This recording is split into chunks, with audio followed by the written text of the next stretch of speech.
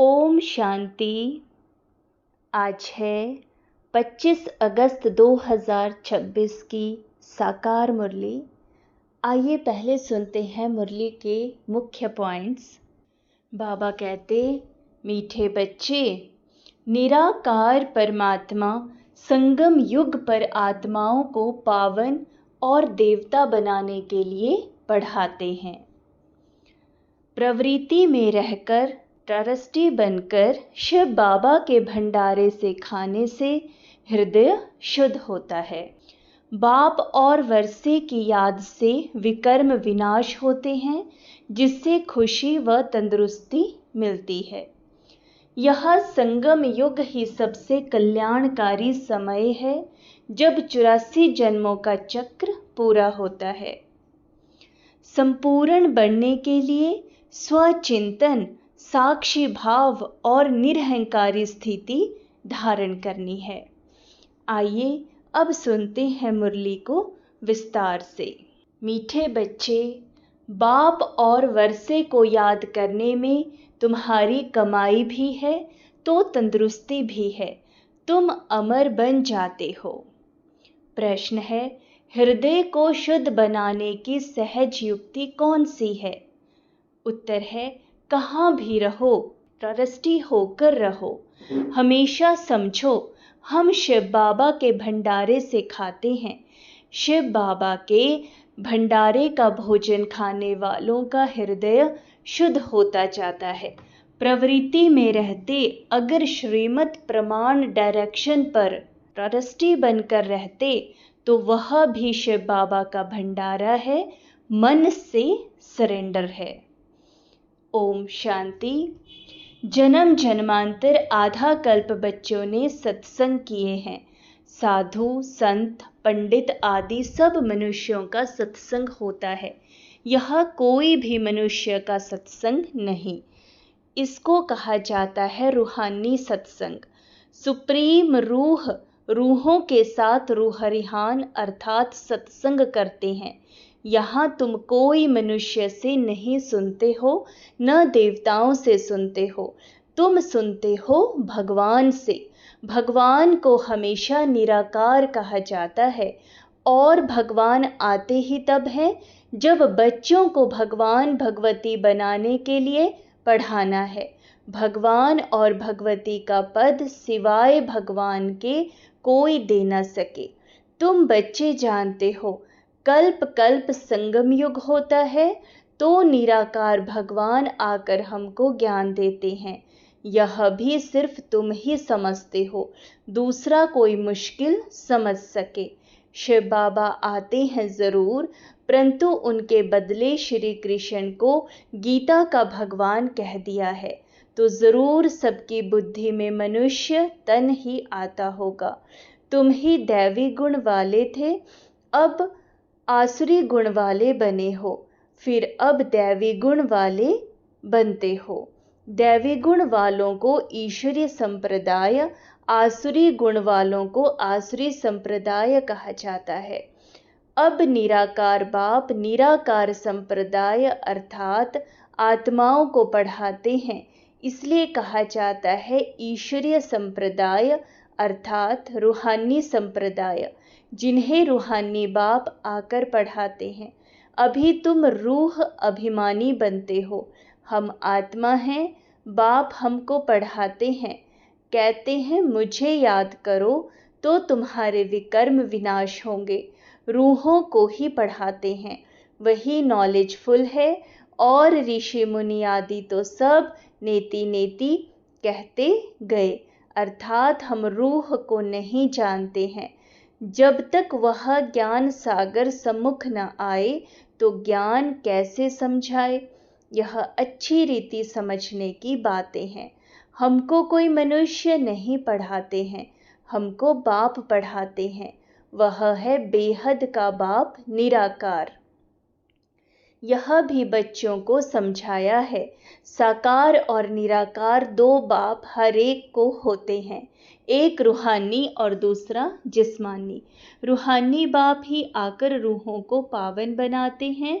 तुम जानते हो हम पावन थे, पतित बने, फिर पतित से पावन कैसे बनते हैं, चित्र भी सामने है। बाबा राय देते हैं कि घड़ी घड़ी चक्कर के सामने जाकर बैठो तो बुद्धि में सारा ज्ञान आ जाएगा कि हम अभी संगम युग पर बैठे हैं और सभी अपने को कलयुग में समझते हैं। कलयुग को घोर अंधियारा कहा जाता है। अभी तुम हो संगम पर, अभी तुमको रोशनी है। सतयुग में फिर तुमको यह ज्ञान नहीं मिलता है। बाप जब आते हैं तभी घोर सोचना होता है। यह संगम युग है ही कल्याणकारी युग। इन जैसा युग कोई होता ही नहीं। जबकि बाप आते हैं, सतयुग को कल्याणकारी नहीं कहेंगे। वहाँ किसका कल्याण नहीं होता है। कल्याण संगम पर ही होता है। सतयुग में तो है ही कल्याण। संगम पर कलयुग को सतयुग कल्याणकारी बनाते हैं। तो अब तुम्हारा देखो कितना कल्याण होता है। सिर्फ बाप और वर्षे को याद करने में कितनी तुम्हारी कमाई है। कमाई की कमाई भी है और तंदुरुस्ती की तंदुरुस्ती भी है। तुम्हारा जीवन अमर बनता है। तुम्हारी कभी अकाल मृत्यु नहीं होती है। तो बच्चों को कितनी खुशी रहनी चाहिए, क्योंकि तुम्हारी बुद्धि में सारी नॉलेज है। यहाँ तुम बच्चे आते हो तो पुरुषार्थ कर म्यूजियम में चित्रों पर समझाने के लायक बनना चाहिए। अपने को लायक बनाने के लिए 7-8 रोज बैठकर सीखो। प्रैक्टिस हुई, झट भागा सर्विस पर। सर्विस करके फिर लौट आए। यह सीखना तो बहुत सहज है। चित्र को सामने देखने से ही बुद्धि में आ जाता है कि हम संगम पर बैठे हैं। आज की दुनिया में बहुत मनुष्य हैं, कल बहुत थोड़े होंगे। इतने यह सब वापस जाने हैं। अभी बाप स्वयं आए हैं। बच्चों की कितनी इज्जत रखते हैं। दूर देश का रहने वाला आया देश पर आए। रावण का देश पराया देश है ना। राम के देश में तो कभी रावण आ न सके। अभी तुम बच्चों की परवरिश तो बाप के हाथ में है। बस तुम ही से खाऊं, अर्थात तुम्हारे ही भंडारे से खाऊं। तुम्हारी सारी परवरिश यहाँ ही होती है। जो सरेंडर हो जाते हैं उनकी परवरिश तो होती ही है। लेकिन जो मन से भी समझते हैं कि यह सब कुछ ईश्वर का, बाप का है, मैं ट्रस्टी हूँ, हम श्रीमत पर ही चलकर खर्चा आदि करते हैं, ऐसे जो समझते हैं वह भी शिव बाबा के भंडारे से खाते हैं। शिव बाबा के भंडारे से खाने से हृदय शुद्ध होता है। ऐसे नहीं कि वह शिव बाबा के भंडारे से नहीं खाते हैं। बाप के डायरेक्शन पर चलने वाले भी जैसे कि बाप के भंडारे से खाते हैं। जिस भंडारे से खाया वह भंडारा भरपूर काल कंटक दूर। उसके बाद तुम कभी भी अकाल मृत्यु को नहीं पाएंगे। इस समय ही शिव बाबा आते हैं। उनकी महिमा भी गाई हुई है। शिव जयंती भी मनाते हैं, परंतु उनका भंडारा कैसे होता यह कोई भी नहीं जानते हैं। बाबा भी बरोबर आते हैं ना। बच्चे जो भी आते हैं उनको शिव बाबा के भंडारे से खाना मिलता है। अच्छा, मेल सरेंडर होता है तो ठीक है। अगर वह सरेंडर नहीं होता तो माताएं क्या करें, क्योंकि कमाई है पति की। वह तो सरेंडर होता नहीं। वह तो जब आमदनी करे तब स्त्री खाए। हाँ, जोड़ा सरेंडर है तो फिर शिव बाबा के भंडारे से परवरिश हो सकती है। यह बाप बच्चों को अच्छी रीति समझाते हैं। बुद्धि में रखना है, हम बाप के पास बैठे हैं जब तक कर्मातीत अवस्था हो जाए।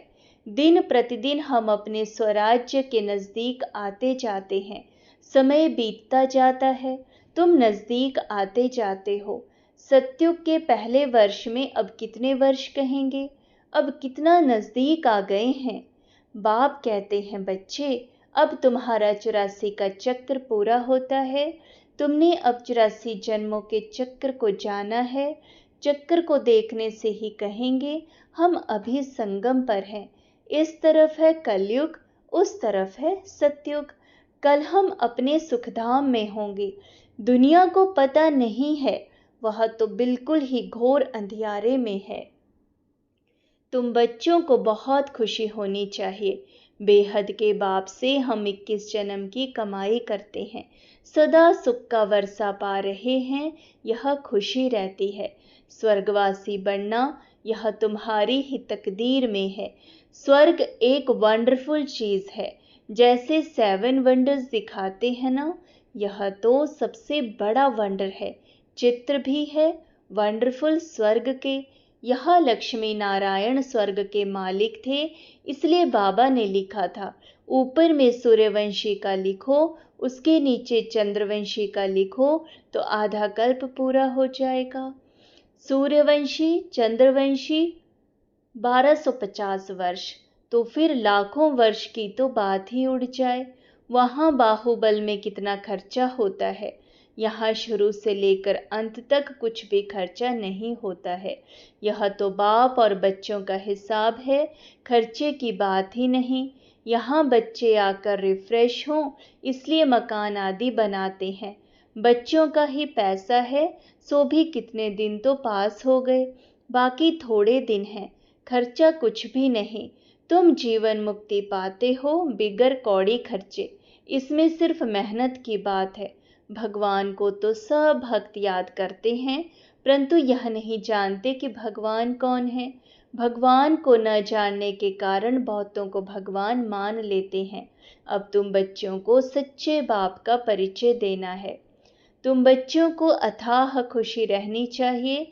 बेहद का बाबा हमको पढ़ाते हैं स्वर्ग का मालिक बनाने के लिए। बाबा आकर स्वर्ग की स्थापना और नरक का विनाश कराते हैं, इसलिए महाभारत लड़ाई भी साथ में है। हर 5000 वर्ष बाद यह चक्कर फिरता है। बाप भी कल्प कल्प कल्प के संगम युगे आते हैं। गीता में उन्होंने फिर युगे युगे लिख दिया है, सो भी 5 युग हैं, 5 बार आए। फिर 24 अवतार, फलाना अवतार क्यों लिख दिया है? मनुष्य कितने यज्ञ तप तीर्थ आदि करते हैं, समझते हैं यह सब रास्ते भगवान से मिलने के हैं, परंतु भगवान के पास तो कोई भी जा नहीं सकते हैं। आधा कल्प कितना माथा मारा है, जन्म जन्मांतर फेरे लगाए, यह किया, फिर भी बाप नहीं मिला। अभी बाप तुम बच्चों के कितना नजदीक है, तुमसे बात कर रहे हैं, तुमको समझा रहे हैं। तुम समझते हो कल्प कल्प हूबहू हम ऐसे मिलते हैं, जो कुछ बीता कल्प कल्प होगा वही दादा जौहरी होगा, फिर उसमें ही बाबा प्रवेश करेंगे, फिर वही बच्चे आकर बाप के बनेंगे और फिर से स्वर्ग का वर्षा लेंगे। यह बाप का तुम बच्चों के साथ अनादि अविनाशी पाठ कल्प कल्प ऐसे ही रिपीट होता रहता है। अच्छा, मीठे मीठे सिकिलधे बच्चों प्रति माता पिता बाप दादा का याद प्यार और गुड मॉर्निंग। रूहानी बाप के रूहानी बच्चों को नमस्ते।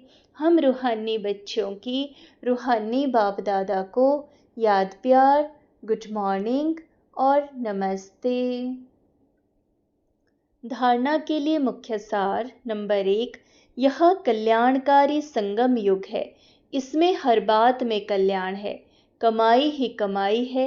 बाप और वर्षे को याद कर 21 जन्म के लिए जीवन को अमर बनाना है। नंबर 2, प्रवृत्ति में रहते मन बुद्धि से सरेंडर होना है, श्रीमत पर खर्चा करना है, पूरा ट्रस्टी होकर रहना है। वरदान है, सहयोग की शक्ति से असहयोगियों को सहयोगी बनाने वाले बाप समान परोपकारी भव। सहयोगियों के साथ सहयोगी बनना यह कोई महावीरता नहीं है, लेकिन जैसे बाप अपकारियों पर उपकार करते हैं, ऐसे आप बच्चे भी बाप समान बनो। कोई कितना भी असहयोगी बने, आप अपने सहयोग की शक्ति से असहयोगी को सहयोगी बना दो। ऐसे नहीं सोचो कि इस कारण से यह आगे नहीं बढ़ता है। कमजोर को कमजोर समझकर छोड़ न दो, लेकिन उसे बल देकर बलवान बनाओ।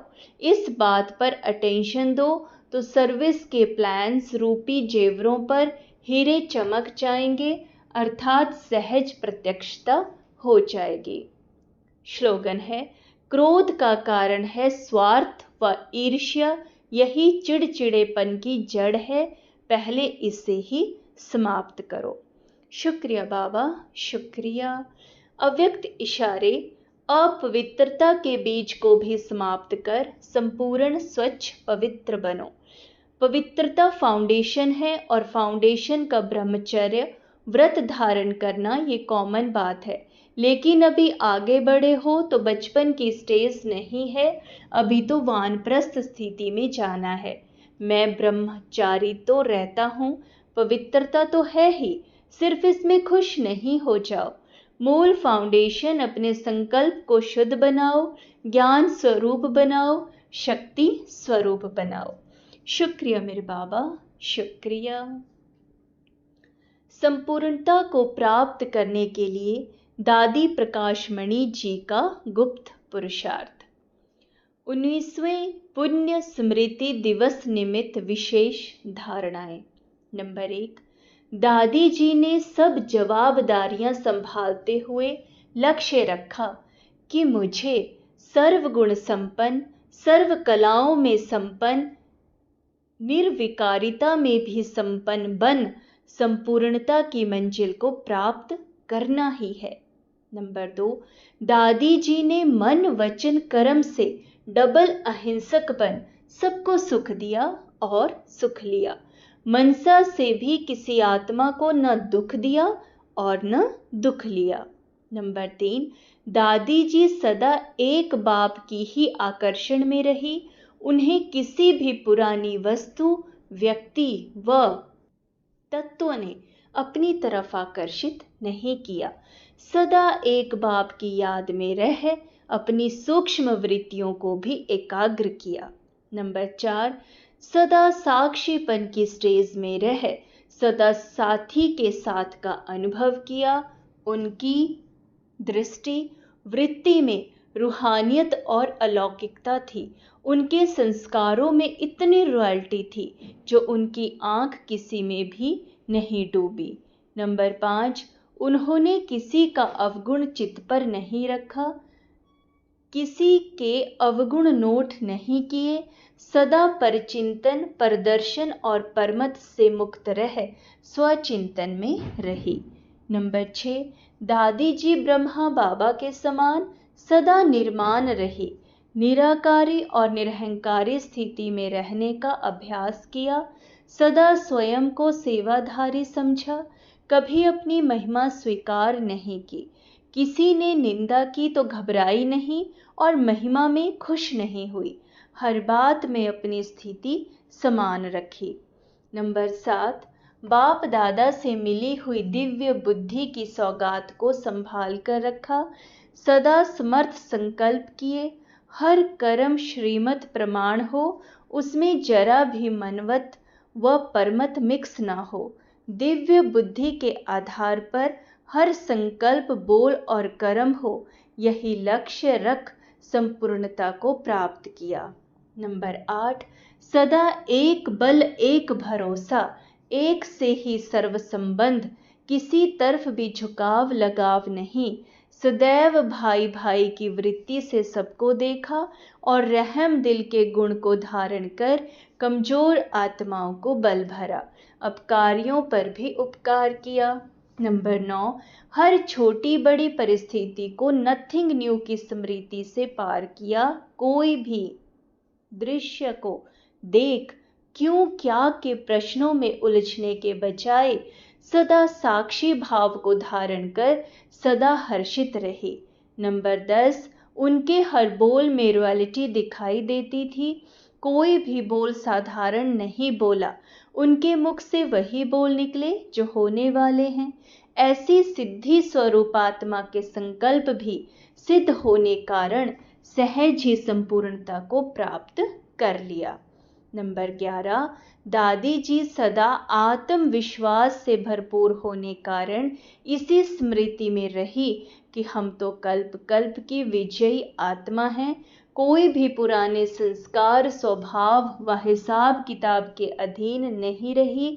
ऐसे अनुभव किया जैसे आत्मा लाइट के शरीर में निवास कर रही है। नंबर 12, दादी जी की बुद्धि स्वच्छ साफ आईने की तरह थी। वे निरंतर तपस्वी मूर्त होकर रही। सदा यही स्मृति रही कि इस तपस्या से ही विश्व का कल्याण होगा, सुखमय संसार आएगा। नंबर 13, दादी जी ने अंतिम समय को सामने देखते हुए सदा स्वचिंतन किया। स्व उन्नति के लिए रोज अमृत वेले बाबा से मीठी मीठी रूह रिहान की, बाबा के महावाक्यों का गहराई से अध्ययन किया। बाबा के साथ बाबा की मुरली से अटूट प्यार रहा। नंबर 14, दादी जी ने अपनी संपूर्ण स्थिति बनाने के लिए देह भान से परे रहने का अभ्यास किया। उनकी बुद्धि में सदा यही रहा कि हम विश्व कल्याण के निमित्त हैं। हमें स्व की स्थिति ऊंची, एकाग्र, एकरस अथवा संकल्पों से परे निरसंकल्प बनानी है। तब हम इस पुरानी दुनिया से उड़कर बाबा के पास वतन में जाकर बैठेंगे। नंबर 15, सदा इसी लगन में रही कि मुझे बाबा की यादों में रहे, सबको संतुष्ट करके सभी की दुआएं लेनी है। कोई भी आत्मा कभी मेरे से डिस्टर्ब होकर बद्दुआ न दे, इसका पूरा पूरा ध्यान रख सबके दुआओं की पात्र बने। नंबर 16, सदा एक ही लक्ष्य सामने रहा कि मुझे संपन्न फरिश्ता व कर्मातीत बनना है। यह पुराना तन छोड़ फरिश्ता बन अव्यक्त वतनवासी बनना है। यह सेवाएं तो दिन रात चलती रहेंगी। मुझे सेवा के साथ साथ स्वयं पर सूक्ष्म अटेंशन रख पास विद ऑनर बनना है। नंबर 17, दादी जी सदा सर्व विघ्नों से पार निर्विघ्न अवस्था में रही। एकांत में बैठ अपने आप को सूक्ष्म चेक करके अपनी कमी कमजोरियों को आत्मा रूपी हीरे के दाग को संपूर्ण समाप्त कर अमूल्य हीरा बन गई। नंबर 18, स्वयं को संपूर्ण पावन लाइट माइट से संपन्न बनाने के लिए आंतरिक वैराग्य वृत्ति द्वारा सब बातों से उपराम रह अपनी सूक्ष्म दृष्टि वृत्ति को संपूर्ण पावन बनाया। पुराने संस्कारों की प्रकृति को पराजय कर प्रकृति जीत बन बाबा की गोद में समा गई। नंबर 19, मैं बाबा की हूँ, मुझे बाबा के समान संपूर्ण बनना ही है। इसलिए सूक्ष्म देह अभिमान को, स्वयं के संस्कारों को, मान शान व महिमा को, बुद्धि व आदतों को संपूर्ण समर्पण किया और बाप समान बन अव्यक्त वतनवासी बन गई। अच्छा, ओम शांति।